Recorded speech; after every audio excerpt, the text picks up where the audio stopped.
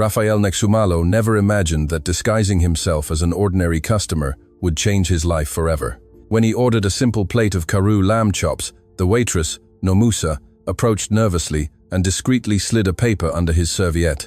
What he read in that note left him completely paralyzed. What dangerous message could it contain that an employee would risk passing it to a complete stranger? What comes next will impact you. Rafael removed the gold Rolex he always wore on his wrist, carefully locking it away in his study safe. His Italian designer suit hung in the wardrobe, replaced by a simple shirt and worn jeans he had bought that very morning. He looked at himself in the marble bathroom mirror of his Santon apartment, Johannesburg's most exclusive area. The man looking back at him was no longer Rafael Nixumalo, owner of the most successful restaurant chain in Gauteng and beyond. He was simply Rafa, an ordinary guy who wanted something to eat. But there was something deeper in that transformation. He was tired, very tired of the fake smiles, the automatic "yes, sir" responses, the gazes that saw only money when they looked at him. He wanted to know what it was like to be treated as a normal person. He wanted to discover if anyone could see him for who he truly was, and not for what he had in the bank. His chauffeur waited downstairs with the armored SUV, but Rafael walked to the corner and hailed a meter taxi. The driver, an older gentleman with a graying mustache, looked at him in the rear-view mirror as he pulled away. "Where to, sir?" he asked with that distinct Josie lilt that Rafael loved to hear. "To the Ubuntu Grill, please," he replied, feeling a knot in his stomach, as if it were the first time he was visiting his own business. During the ride, he observed the city he loved so much. The distant Magaliesberg mountains embracing the suburbs, modern buildings mixing with older structures, people walking the pavements with that characteristic Johannesburg hustle. The city was his home, but it had been years since he had experienced it as an ordinary citizen. He was always transported in armored cars, always entered through back doors, always surrounded by security. Today would be different. Today he would be free. When the taxi stopped in front of the Ubuntu Grill, Rafael felt a pang in his stomach. It was his most beloved restaurant, the first he had opened 10 years ago, when he still dreamed of honoring traditional South African cuisine. The exposed brick facade and wrought iron details welcomed him as always, but this time there would be no red carpet, no manager rushing to greet him. He paid the taxi driver with crumpled notes, which he had specially saved for the occasion, and walked towards the main entrance. His hands trembled slightly as he pushed the glass door. The familiar aroma of vetkoek, bride meat, and kitchen spices hit him like a nostalgic caress. That place represented everything he loved about South African cuisine, the tradition, the family, the food made with love, but it also represented an empire that had distanced him from those very roots. Customers laughed and chatted at tables, oblivious to the fact that the owner of it all had just entered, disguised among them. Themba Nkosi, the restaurant manager, was supervising the tables when he saw a man enter who made no special impression on him. He was of medium height, dark-haired, in simple clothes and shoes that had seen better days. Themba didn't even bother to approach personally. "Thandi," he called to one of the hostesses, "attend to the gentleman by the entrance." Rafael waited by the door, observing how other customers were greeted with more enthusiasm. A well-dressed family arrived shortly after him. Immediately, Themba approached with his best smile, greeted everyone effusively, and escorted them to a window table with a view of the indoor garden. Rafael clenched his fists inside his pockets.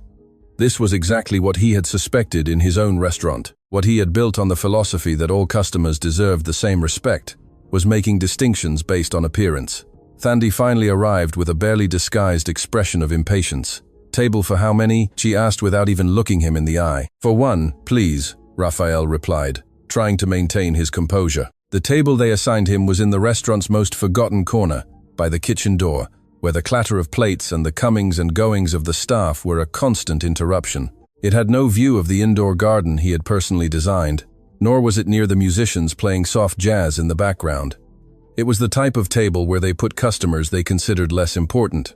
Rafael sat on the metal chair that creaked under his weight and picked up the menu with hands that no longer trembled from nervousness, but from contained indignation. All of this was his. Every chair, every plate, every ingredient in the kitchen. He had invested not only millions of rands, but his heart and soul to create a place where people could feel at home. Now, disguised as an ordinary customer, he discovered that this dream had turned into a nightmare of discrimination and classism.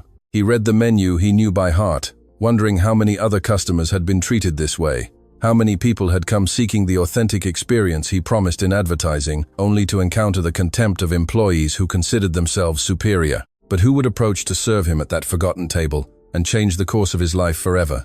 "Oh, my word," Nomusa Dlamini murmured when she saw that they had assigned her the corner table. It was her first day covering the afternoon shift at Ubuntu Grill, after working 6 months only on the morning shift to care for her brother, Sifiso, in the afternoons. She desperately needed the extra tips, but knew that corner tables never left good ones.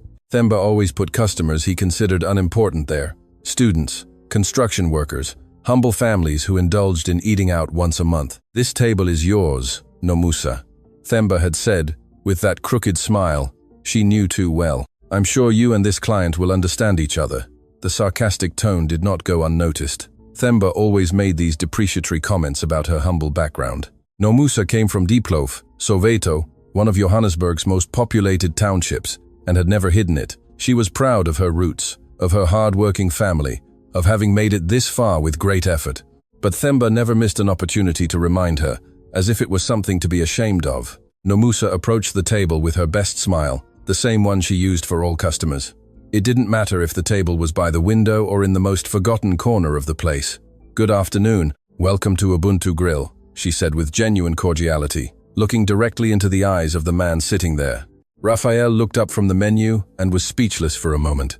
The woman in front of him was beautiful, but not with the artificial, perfect beauty he was accustomed to in his social circle. It was a natural, authentic beauty, reflected more in her sincere smile and expressive eyes than in any physical feature. She had dark brown hair pulled back in a simple bun, brown skin that spoke of her South African roots, and honey-colored eyes that shone with a light he hadn't seen in a long time. "Thank you," he finally managed to say. "I'm very happy to be here."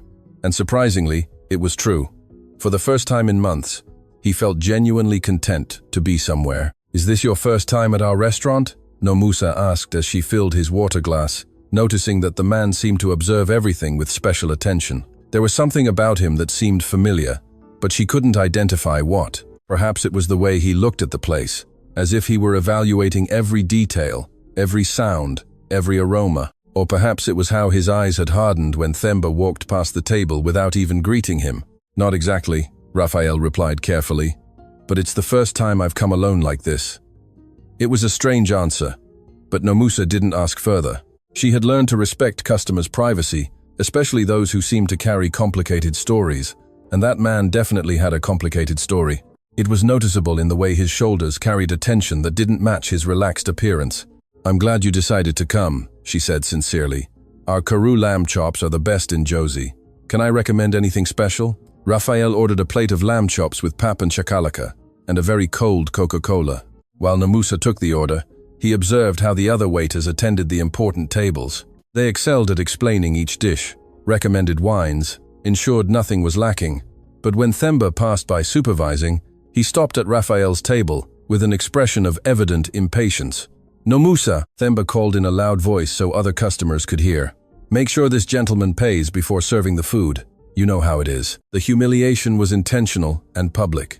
Several customers turned their heads to watch the scene, and Raphael felt his blood boil. He had built that restaurant on principles of respect and dignity for all, and his own manager was trampling those values in front of him. But what hurt him most was seeing the look of shame on Nomusa's face. She lowered her eyes, clearly accustomed to this type of humiliation from Themba. "Don't worry about it," Nomusa murmured to Raphael when Themba walked away. "He's like that with everyone. Don't take it personally." But Raphael took it personally, very personally, not only for the lack of respect towards him, but for the way Themba treated Nomusa. He had noticed the tension in her shoulders when her boss approached, the way she had lowered her eyes, as if accustomed to receiving humiliating orders. "Does he always treat you all like this?" Raphael asked, unable to contain his indignation. Nomusa looked at him, surprised by the direct question. Most customers pretended not to notice these uncomfortable situations. "Oh, don't worry about it, sir," she replied with a forced smile. "I'll get your order. It'll be ready in a few minutes." She walked away quickly towards the kitchen, but Raphael could see her hands trembling slightly.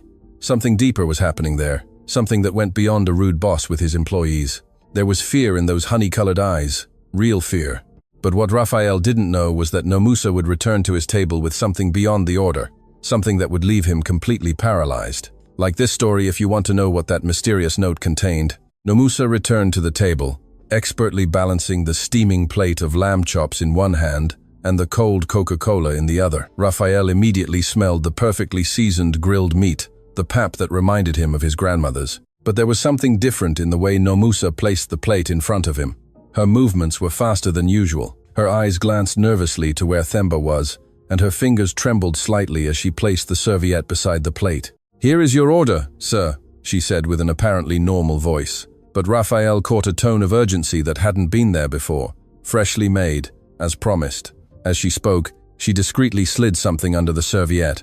It was such a subtle movement that any other customer wouldn't have noticed, but Raphael was observing every detail. "Enjoy your meal," Nomusa added, and for a second, her eyes met his. In that look, there was a mixture of plea and desperation that chilled him. Raphael waited until Nomusa walked away before carefully lifting the serviette. Beneath it was a small paper folded several times, the size of a bus ticket. His hands trembled as he unfolded it, wondering what could be so important that a waitress would risk passing a secret note to an unknown customer. The letters were handwritten in blue ink, in careful but hurried handwriting, as if it had been written in secret.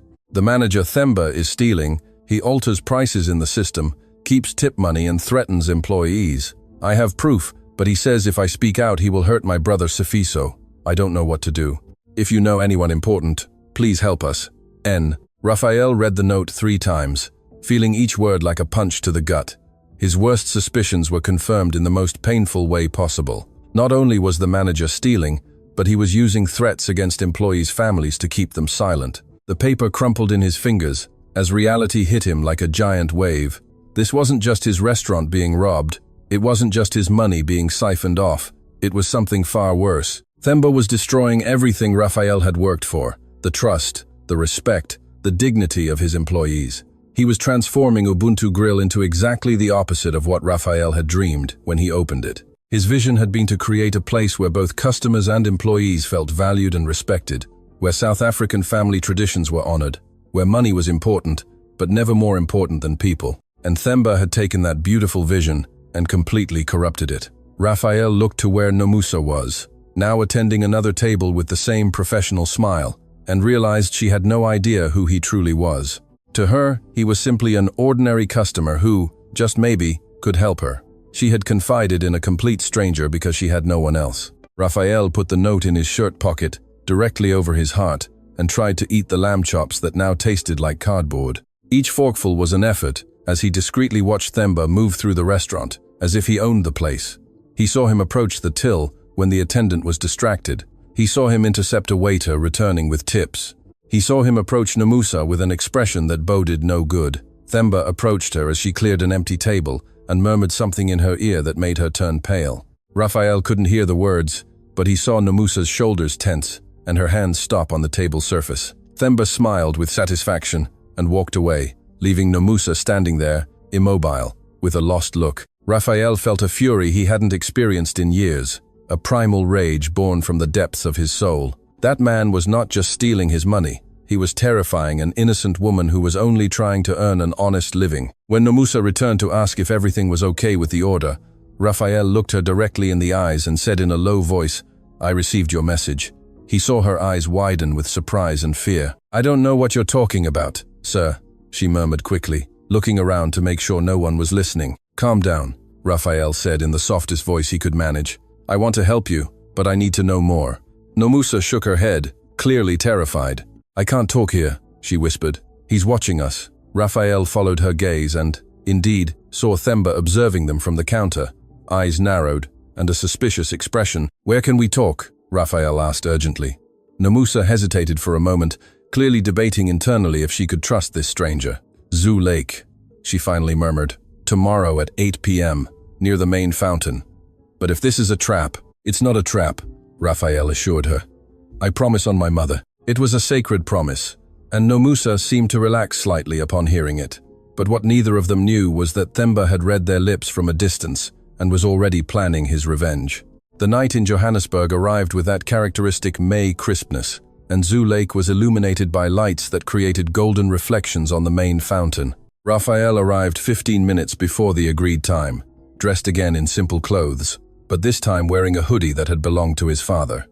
It was an item of no monetary value, but full of memories.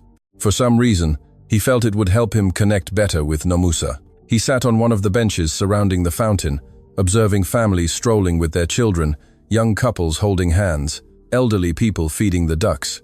That was real life, the life of the people who worked in his restaurants, the life he had lost somewhere between executive meetings and financial reports.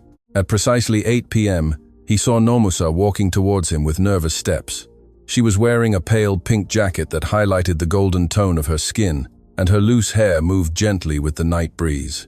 But what Raphael noticed most was the expression of absolute terror on her face. It wasn't just the nervousness of meeting a stranger, it was deep, visceral fear. "Thank you for coming," Raphael said, standing up as she reached the bench. "I didn't know if you'd risk it." Nomusa sat on the opposite end of the bench, maintaining a cautious distance. "I shouldn't be here," she murmured. "If Themba finds out, what would he do?" Raphael asked, though he feared the answer.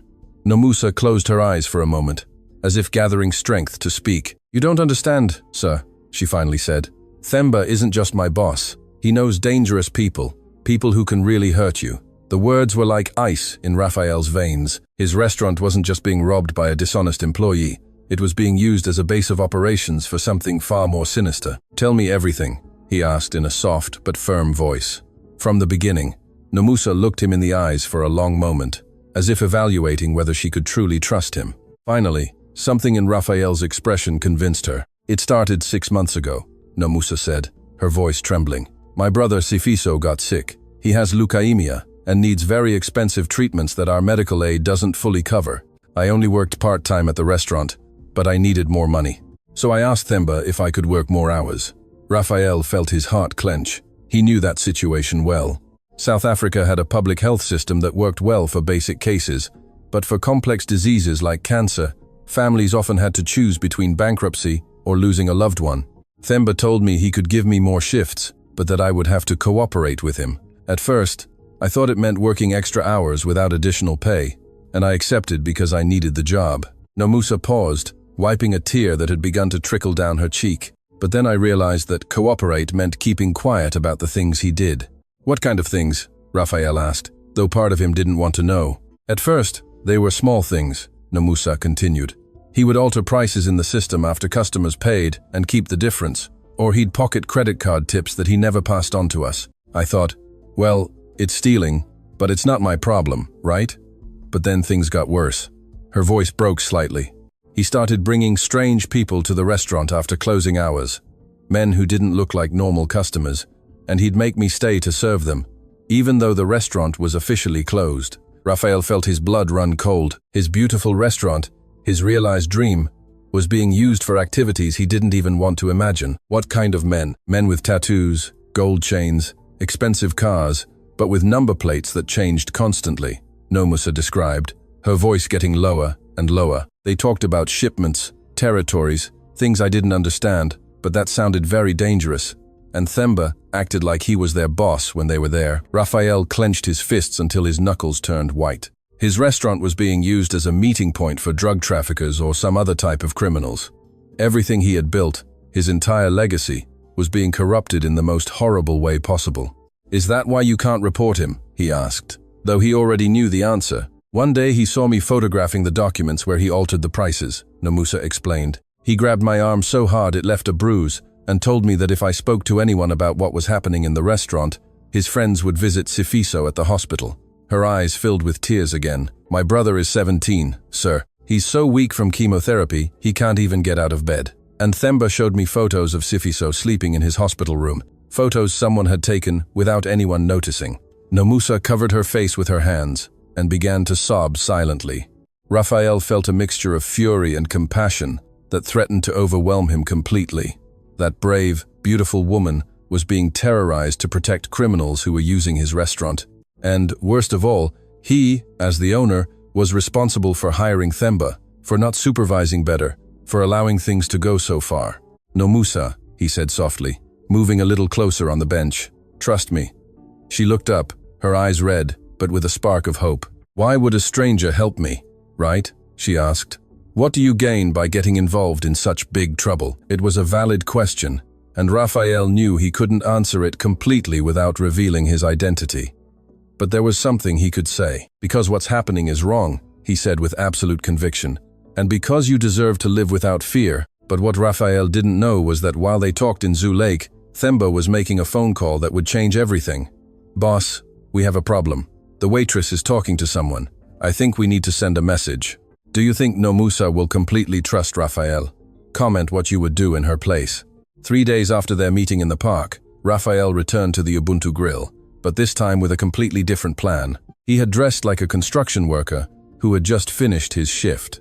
Cement, stained overalls, worn boots, and a Kaiser Chiefs cap he had bought from a street vendor. He had even dirtied his fingernails and grown a 3-day beard to look more authentic. When he entered the restaurant at 6 p.m., the busiest time, Themba barely glanced at him.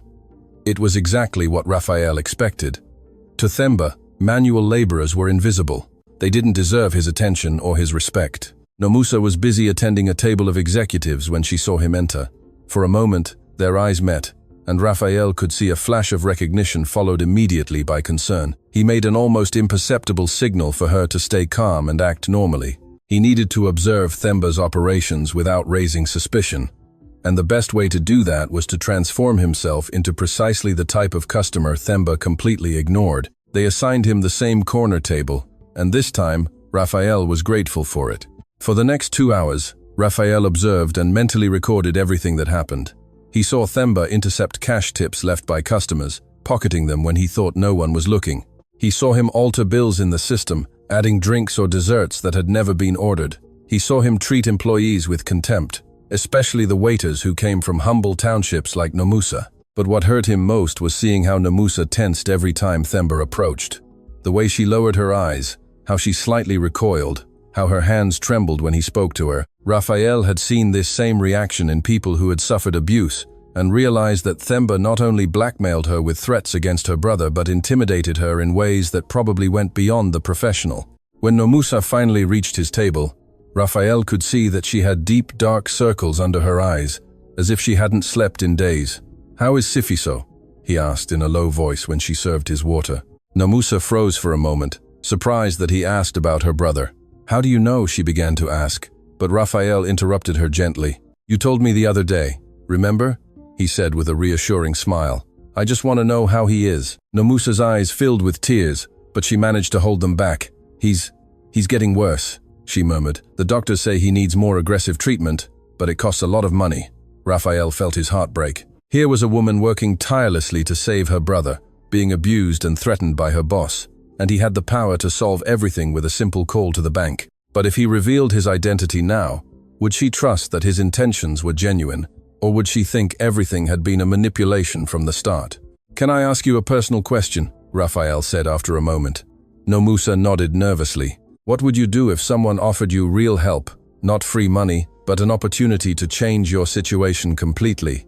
Nomusa looked at him with a mixture of hope and distrust. "Why do you ask that, sir?" "Because I think you deserve something better than living in fear," Raphael said with total sincerity.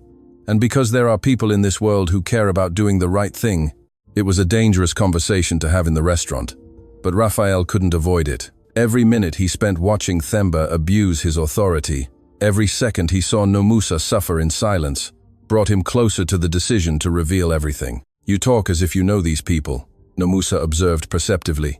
"How do I know you're not another Themba trying to take advantage of me when I'm vulnerable?" It was an intelligent and justified question, and Raphael respected her for asking it. "You don't know," he admitted honestly. "You can only trust your instinct. What does your heart tell you about me?" Nomusa studied him for a long moment, as if reading his soul through his eyes. "My heart says you're different," she finally murmured, "but my head says I'm a fool for trusting strangers." Raphael took a piece of paper from his pocket and quickly wrote his phone number. "This is my number," he said, sliding the paper discreetly towards her.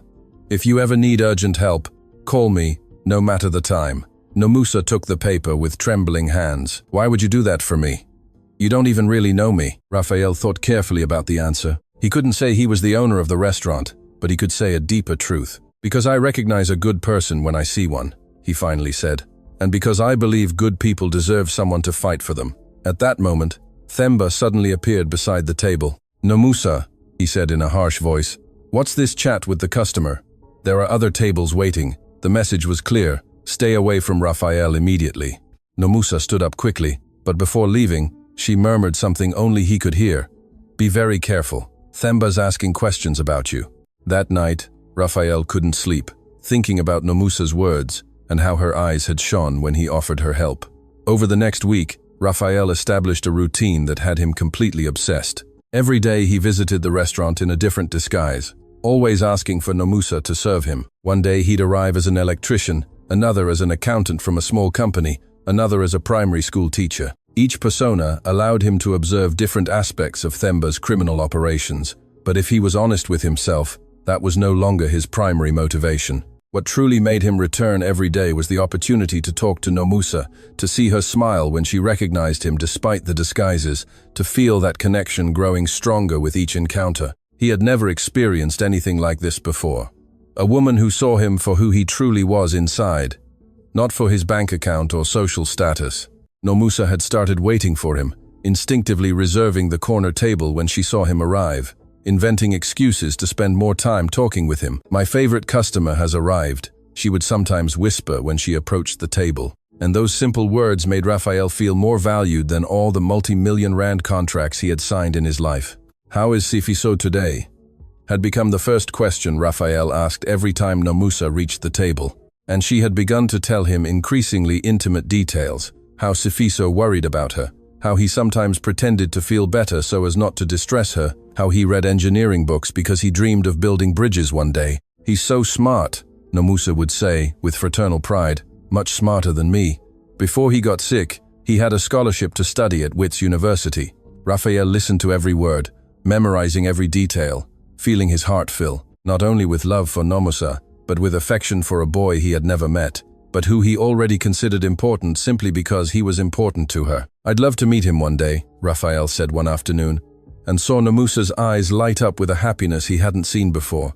He'd like to meet you too, she replied. I've already told him about you. The idea that Nomusa spoke of him with her brother made Raphael feel a warmth that had nothing to do with the Johannesburg climate. Their conversations had evolved from cautious exchanges to deep confidences. Nomusa had told him about her childhood in Diepkloof, about how her mother worked as a cleaner to support the family after her father abandoned them when Sifiso was 10. My mother died 3 years ago of lung cancer, she confessed one afternoon, and I promised I would never let Sifiso suffer alone like she did. Raphael, for his part, had shared carefully edited memories of his own life. He spoke of his love for Johannesburg, how he missed the simple times with his family before everything got complicated, how he sometimes felt trapped in a life he hadn't completely chosen. He couldn't tell the whole truth, but every word he shared was authentic. Do you have family? Nomusa asked one afternoon. I have parents, Raphael replied. But we haven't had a real conversation in a long time. Everything is always about work, about expectations, about keeping up appearances. It was a simplified version of the truth, but it perfectly captured how he felt. Small gestures had begun to appear naturally between them, like wildflowers growing without being planted. Raphael always left generous tips, but wrapped them in small notes that said things like, for Sifiso's treatment, or because you deserve something beautiful. Nomusa, for her part, had started serving him larger portions, ensuring his Coca-Cola was always ice cold, bringing extra vet coic because the kitchen made too much. They were sweet lies that both understood as small declarations of affection. One day, Raphael arrived with a scratch on his hand that he had gotten fixing something at home, and Nomusa immediately brought him antiseptic and a plaster without him asking. You can't walk around hurt, she said as she tended to the wound, with a tenderness that made him feel more cared for than ever. Who will take care of me if you get hurt? It was a question that sounded like a joke, but both their eyes said it was anything but. The glances between them had become a secret language. When Themba passed by, and Nomusa tensed, Raphael reassured her with just a look, as if saying, I'm here, you're not alone. When Raphael seemed worried about something related to work or family, Nomusa would smile in that special way she had, as if reminding him that good things existed in the world. One day, as she served him coffee, their hands brushed accidentally, and neither moved away immediately. It was only a second, but in that second, Raphael felt an electric current run through his entire body. Sorry, Nomusa murmured, but her blushing cheeks said she had felt the same. Don't apologize, Raphael replied softly. Never apologize for making someone feel alive. It was a dangerous, intimate declaration that crossed the line between friendship and something deeper, but neither regretted having said or heard it. One afternoon, while Raphael waited for his order, Nomusa sat across from him for the first time, taking advantage of Themba having gone out to handle some mysterious errands. "Can I ask you something?" she said, nervously fiddling with the edge of her apron. "Why do you come here every day? And don't tell me it's just for the lamb chops." Raphael smiled, knowing that the time had come to be as honest as he could, without revealing the whole truth. "I come for you," he admitted simply, "because everywhere I've been, everyone I've met, I've never found someone who made me feel so real." Nomusa looked at him with bright eyes. "Real?" she repeated. "Yes," Raphael confirmed, "as if I could be myself without needing to pretend to be someone else." It was ironic, considering he was technically pretending to be someone different every day. But deep down, it was the purest truth he had spoken in years. "I feel the same," Nomusa whispered. "When you're here, I feel like I'm more than just a waitress trying to survive." But what neither of them knew was that Themba had returned early from his errands and had been observing them from the kitchen with an expression of fury that boded no good. "We need to act fast," Raphael murmured to Nomusa as he pretended to review the menu he already knew by heart. It was a Thursday night, and the restaurant was quieter than usual, which gave them a perfect opportunity to plan the next step. Themba had been particularly aggressive in recent days, and both Raphael and Nomusa knew that something bad was brewing. "He knows you're not a normal customer," Nomusa whispered nervously as she filled his water glass. "Yesterday he asked me your full name, where you worked, why you came so often. I had to invent that you were my cousin from Cape Town." Raphael felt a pang of guilt for putting her in that position, but also admiration for her quick improvisation. "Did he believe it?" he asked. "I'm not sure," Nomusa admitted, "but for now, he hasn't asked any more questions." Raphael discreetly watched Themba supervising the till, with his usual suspicious expression. "I need the evidence you mentioned in the note," he told Nomusa. "The documents, the photos, everything you have. They're hidden at home," she replied, "but I can't get them out of there. Themba has people watching where I live." The revelation that Themba had Nomusa under surveillance made Raphael feel a cold, calculated fury. This had gone too far. His employee was not just stealing and using the restaurant for criminal activities, but was harassing and threatening an innocent woman in her own home. "What kind of surveillance?" he asked, trying to keep his voice calm. "A car that appears and disappears," Nomusa explained. "Different cars, but always with the same men. And sometimes I see someone standing on the corner of my street when I leave early for work." Raphael nodded, quickly processing the options. As a millionaire, he had access to resources Nomusa couldn't even imagine. Private investigators, lawyers specializing in organized crime, police contacts who could handle this type of delicate situation. But using any of these resources would immediately reveal his true identity. "Do you trust me?" he asked directly. Nomusa looked him in the eyes for a long moment. "With my life," she replied without hesitation. "Then I need you to do exactly what I'm going to tell you." The plan Raphael devised was risky but necessary. Nomusa would leave home at her usual time for work, but instead of taking the bus she always took, she would walk 2 more blocks to a bakery. Raphael had researched the night before. There, he would be waiting for her in a car borrowed from one of his trusted employees, and together they would return to her house via a different route to retrieve the evidence, while the watchers would think she was on her way to the restaurant. "It's too dangerous," Nomusa objected. "We won't be seen," Raphael assured her with a confidence he himself didn't know where it came from. "And even if they do see us, it's time someone faced Themba." There was something different in Raphael's voice, a natural authority that Nomusa hadn't noticed before. For a moment, he sounded less like a concerned customer and more like someone accustomed to giving orders and making things happen. "Have you done this before?" she asked perceptively. "What?" Raphael replied, realizing he had shown more than he intended. "Planning things like this, speaking as if you know exactly what to do in dangerous situations." Raphael hesitated for a moment. Every conversation with Nomusa brought him closer to the moment he would have to reveal the truth, and every lie he told felt like a betrayal of the trust she had placed in him. "I've had to solve complicated problems before," he finally said, which was technically true without being a complete lie, but never problems that mattered as much as this one. "Why does this one matter so much?" Nomusa asked, and Raphael knew he had reached a point of no emotional return. "Because you matter," he replied with total honesty. "Because Sifiso matters. Because what Themba is doing is wrong, and because someone has to do something about it." Nomusa reached across the table and briefly touched his hand. It was a small gesture, but loaded with meaning. "No one has ever fought for me before," she murmured. "Do you know what that means?" Raphael intertwined his fingers with hers for a moment, before both realized they were in public and quickly separated. "I do now," he replied, referring both to fighting for someone and to having someone fighting for him. The next day, the plan was executed perfectly.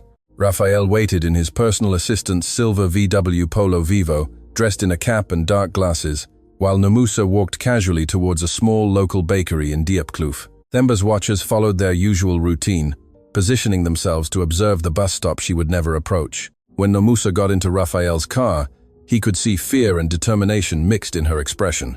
"Are you sure about this?" he asked one last time. "More than ever," she replied.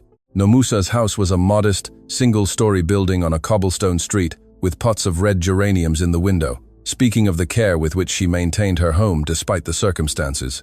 "The evidence is in a box under my bed," she explained as she opened the door. "Photos, documents, even audio recordings I made with my phone when he talked to those people." Raphael followed her inside, immediately noticing the details that spoke of Nomusa's economic reality: old but impeccably clean furniture, family photos in cheap frames, a small television, probably 10 years old.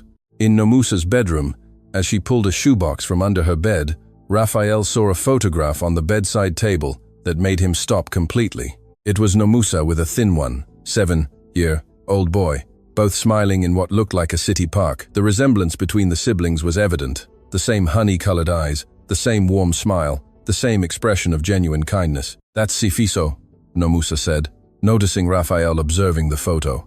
"That was taken the day before he started chemotherapy. It was his 17th birthday." Raphael felt something break in his chest. That boy, that child fighting cancer, was real. It wasn't just a sad story Nomusa had told him, but a real person, with real dreams, who needed real help. And he had the power to provide it immediately. "Nomusa," he said, his voice trembling, "I need to tell you something." But before he could continue, the sound of cars braking abruptly outside made them stop. "They found us," Nomusa whispered in terror. Raphael knew the time for revelations had run out. "Get behind me," Raphael ordered Nomusa with an authority she had never heard in his voice before. He approached the window and saw 3 black cars parked in front of the house, with men who were clearly not from the neighborhood. Themba got out of the middle car, talking on his cell phone with agitated gestures, pointing towards the house. "How many exits are here?" Raphael asked quickly. Nomusa was surprised by the calm with which he assessed the situation. "The front door, the back door leading to the yard, and a kitchen window," she replied, trembling. Raphael took out his phone and dialed a number. Nomusa couldn't see. "Raphael Nexumalo speaking," he said in a firm voice. "I need a security team in Diepkloof, Soweto, immediately. Figtree Street, number 234. It's an emergency." Nomusa looked at him with wide eyes, slowly processing what she had just heard. "Raphael Nexumalo," she repeated in a whisper. "As in Nexumalo Restaurants? As in the owner of Ubuntu Grill?" "Yes, Nomusa," Raphael completed, turning to her with a mixture of determination and terror in his eyes. "I am the owner of the restaurant where you work." Nomusa's world swayed as if an earthquake had occurred. Everything began to make sense in the most painful way possible. The familiarity with which Raphael observed the restaurant, the way he knew every detail of the menu, his confidence in making promises of help, his knowledge of how to handle crisis situations. "Since when did you know?" she asked, her voice broken. "Since when did you know about Themba?" "Since the first day," Raphael admitted, and saw tears begin to form in her eyes. "I went to the restaurant because I suspected something was wrong, but I didn't know how wrong it was until you gave me that note." "So, it was all a lie," Nomusa murmured, taking a step back. "All this time you knew who I was, where I worked, how much I earned. You approached me as part of your investigation." "No," Raphael exclaimed desperately. "That's not how it happened. Yes, I went there to investigate, but everything I feel for you, everything we shared, that's real. More real than anything I've ever experienced." Outside, banging on the main door began, accompanied by Themba's voice, shouting, "Nomusa, I know you're in there. Come out now." "How can I believe anything you told me?" Nomusa asked, tears streaming down her face. "You're a millionaire. To you, I'm nothing more than a poor employee who caused you trouble." Raphael felt those words pierce his heart like knives. "Listen to me," he said. gently taking her by the shoulders. Everything in my life was fake until I met you. The people around me, who smile when they see me, who say, I'm wonderful, they're all there for my money. You're the first person in years who saw me as a man before knowing I'm a millionaire. The banging on the door intensified, and the sound of someone trying to force the lock was heard. When you took care of my scratch on my hand, Raphael continued urgently, when you asked me about my family, when you worried because I seemed sad, was it ever because you knew I was rich? Namusa shook her head slowly. No, she admitted. I felt something special for you from the first day, when I didn't even know your full name. Then believe that, Raphael pleaded. Believe in what we both feel, not in the circumstances that brought us here. The sound of the main door being broken down made them react immediately. Through the back door, Raphael ordered, grabbing the box of evidence in one hand and Nomusa's hand in the other. They ran to the back of the house as they heard the heavy boots of several men entering through the front. Search all the rooms, Themba's voice yelled. Find those documents. In the backyard, Raphael helped Nomusa jump the low fence that separated her house from that of her neighbor, an older gentleman who was watering his plants, and looked at them in surprise. Japi, Nomusa shouted. Call the police, please. The old man nodded immediately and rushed inside his house.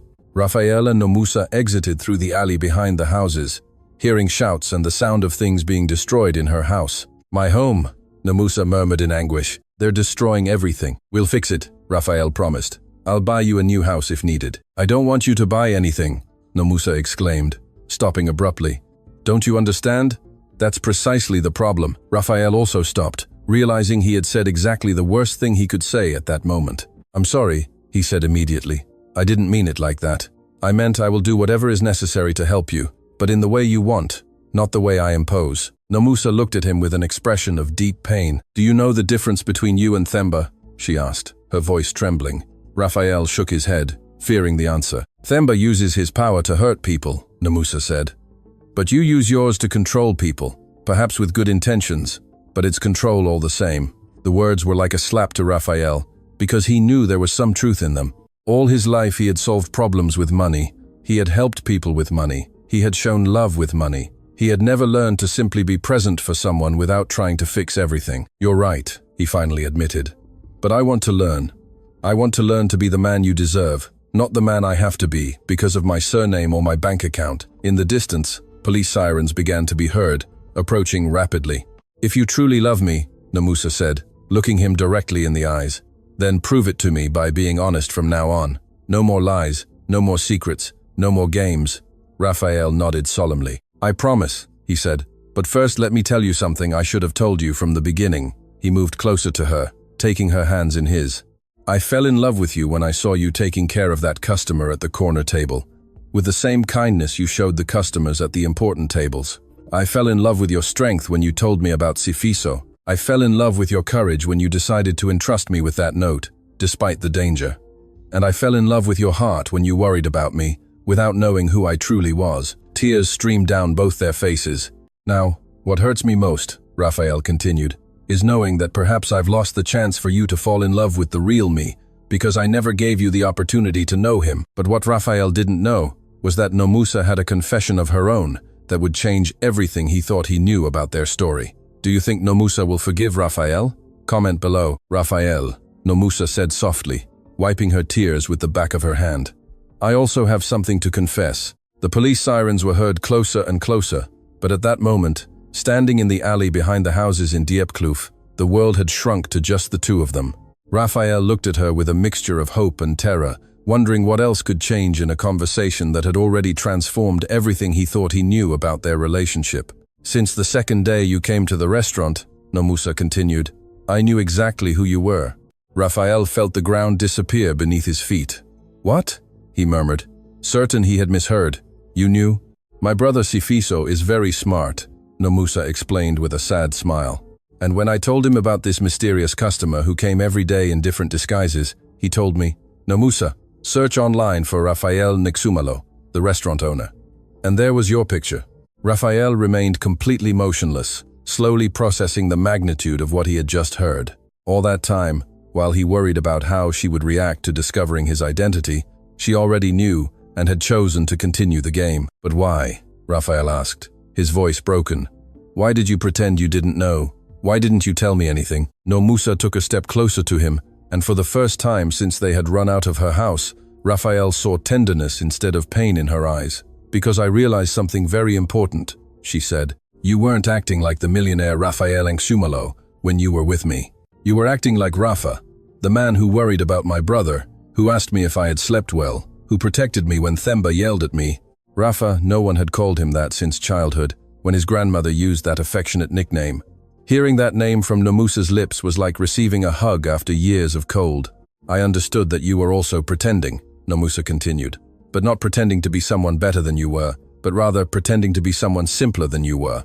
And that made me realize that perhaps for the first time in your life, you wanted someone to know you for who you really are, not for what you have. Raphael felt tears streaming down his face, tears of relief and gratitude, so profound he had no words to express them. So, when you said you trusted me, he began to ask. I trusted Rafa, Nomusa interrupted softly, the man who sat at the corner table and made me feel like I was the most important person in the world, the man who promised to help me without knowing if I could give anything in return. And when I said I was falling in love, Raphael continued, almost not daring to complete the question. I fell in love with Rafa, Nomusa confirmed, but also with the courage of Raphael Nxumalo to give up all his comforts to discover the truth. I fell in love with the man who had so much money, who could have solved everything with a phone call, but who chose to sit with me on that bench at Zoo Lake and listen to my story. At that moment, the police cars turned the corner of the alley, their blue and red lights illuminating the walls of the houses.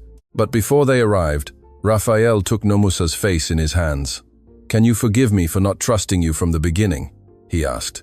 Will you give me another chance to be honest? Nomusa smiled, and it was the most beautiful smile Raphael had ever seen. Already, she replied. I've been giving it to you all these days. The police officers approached running, but 3 black SUVs with men in suits, who were clearly not ordinary. Police officers also arrived. Mr.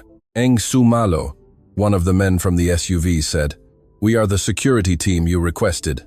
Themba Nkosi and his associates have been apprehended. We found evidence of money laundering and threats at the lady's residence. Raphael nodded, but never let go of Nomusa's hand. What evidence? He asked. The documents the lady had collected, but also what we found on the cell phones of the men we arrested, the security agent explained.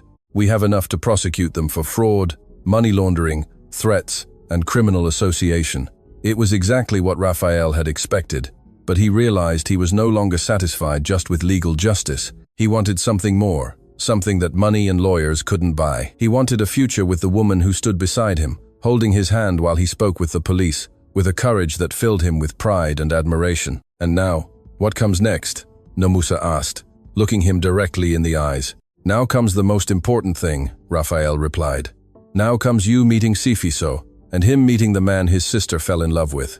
3 months later, Raphael stood in front of the Chris Hani Baragwanath Hospital, holding a bouquet of yellow flowers and a bag of food from Ubuntu Grill. But they were no longer the same dishes served when Themba ran the place. Raphael had implemented complete changes, a new manager who treated all employees with respect, higher salaries, improved health benefits, and a scholarship program for employees' children who wanted to study. Nomusa had been promoted to general supervisor, but more importantly, she had officially accepted to be his girlfriend after weeks of real, honest dates, where Raphael appeared as himself without disguises or pretenses. Nervous? Nomusa asked, arriving at his side after parking her new car, a gift she had accepted only after Raphael explained it was for safety reasons, not to impress her. Terribly nervous, Raphael admitted. What if he doesn't like me?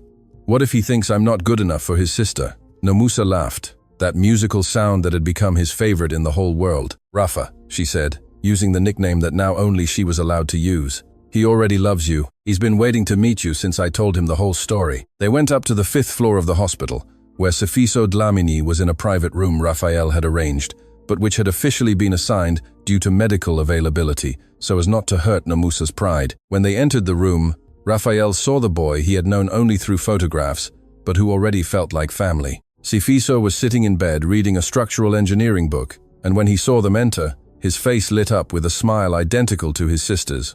Rafa, he exclaimed with genuine emotion. Finally, Nomusa hasn't stopped talking about you. Raphael approached the bed, feeling surprisingly emotional. That 17-year-old boy had fought cancer with a strength that humbled Raphael, and had done so while worrying more about his sister's well-being than his own. Sifiso, Raphael said, extending his hand. It's an honor to finally meet you. Sifiso ignored the outstretched hand and gave him a strong hug. Thank you, he murmured in his ear.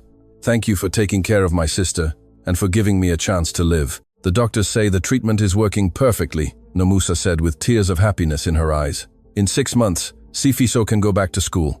And then to university. Sifiso added with determination. I've already been accepted at Wits University to study civil engineering.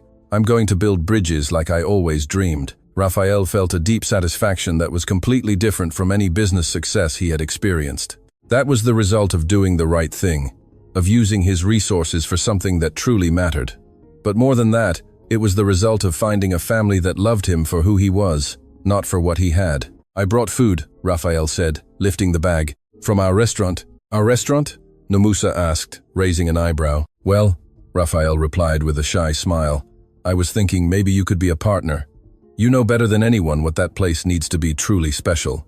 It was a business proposal, but both knew it was much more than that. It was an invitation to build something together, to be true partners in life. They spent the afternoon at the hospital eating, laughing, and planning the future. Sifiso talked about his study plans. Nomusa shared her ideas for improving the restaurant, and Raphael realized he had never been so happy.